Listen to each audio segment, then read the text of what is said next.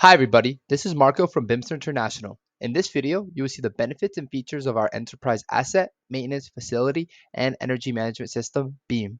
If you're in the nutraceutical supplement industry, this will reduce maintenance costs and any unplanned breakdowns and downtimes.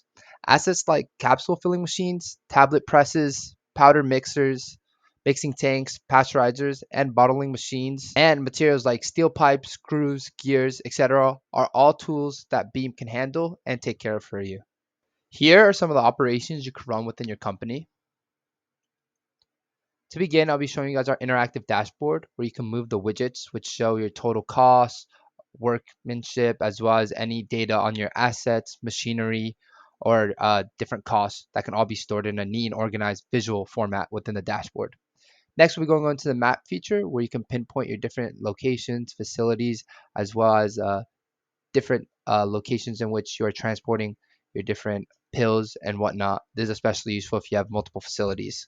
Next, we'll be looking at our blueprint. So within the blueprint, you can pinpoint all your assets within a facility. So obviously you would upload the blueprint of your location. And if we hover over them, you could see a basic synopsis of the asset, such as asset set, group, operation, department, and its status. Green indicating it's in good status, red obviously indicating it's under work orders.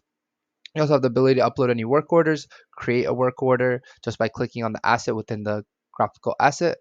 And you also have the ability to filter through your assets in case you don't want all your assets within your facility to appear at once. You can select between which assets of preference you decide. Next, we'll be going to the graphical asset tree. Here you have the ability to define your assets by department, different codes, locations, as well as parent access and uh, assets that go together. And unlike our competitors, you can infinitely define your assets. Next, we'll be going into our asset pool where we'll be opening up one of our manufacturing assets.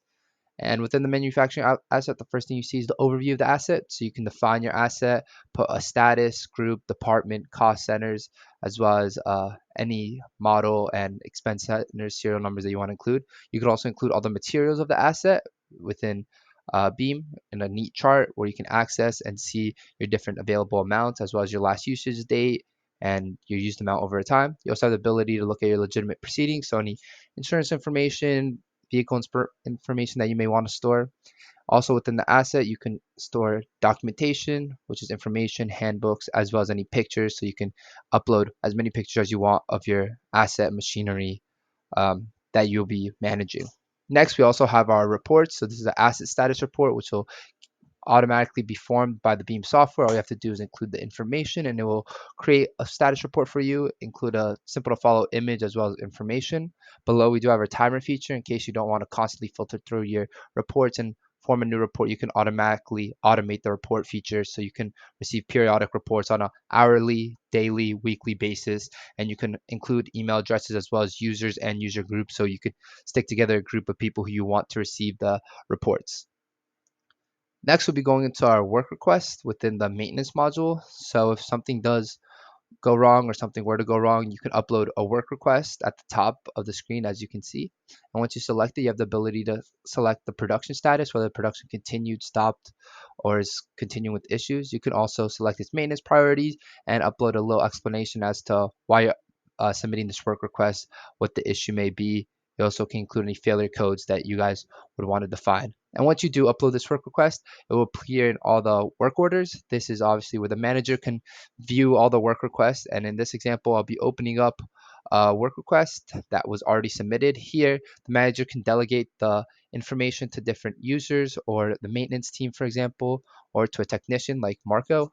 And you can also select start end dates as well as any further information you want to add, such as work statements, status codes, and so forth. You can also document the materials used during the work order.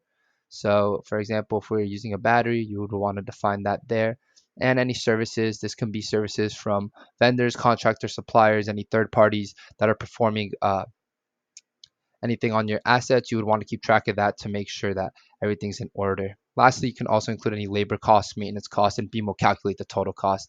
Here is where all your work orders will be also stored in a neat calendar where you can just hover over it, get a basic information, and you can sort this by day, week, month. And it's a really neat feature where you can access all the work orders in the history of your facility or company as a whole.